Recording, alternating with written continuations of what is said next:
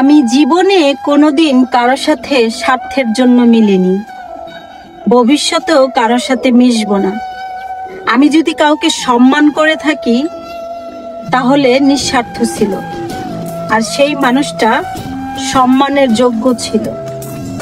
আমি আমার ব্যবহারের প্রতিদানে কারো কাছ থেকে কিছু কখনো আশা করিনি, ভবিষ্যতেও আশা করব না। কথাটা আমার পরিবারের কিংবা আত্মীয় স্বজন, অল্প পরিচিত মানুষদের জন্য। আমি আজীবন আমার আত্মসম্মান যত্ন করে রাখার জন্য যথেষ্ট চেষ্টা করেছি। নিজেকে নিজে যতটুকু ছোট করে রাখি তা হলো আমার বিনয়। অন্য কেউ আমাকে ছোট করে দেখলে আমি তাকে তাচ্ছিল্য মনে করি, আর যত শিগগির আমি তাদের কাছ থেকে নিজেকে দূরে সরিয়ে নেই।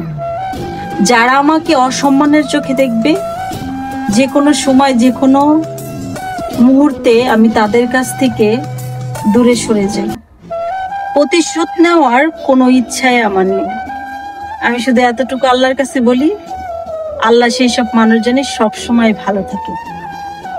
টাকা আর সম্মান এ দুটো জিনিস এক না।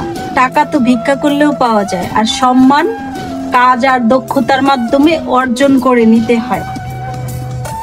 সুখ মানুষের অহংকারের পরীক্ষা নেয়, আর দুঃখ মানুষের ধৈর্যের পরীক্ষা নেয়। তুমি কারো জীবনের শান্তি কেড়ে নিবে, আল্লাহ তোমার জীবনটাই কেড়ে নেবে। এটাকেই কর্মফল বলে।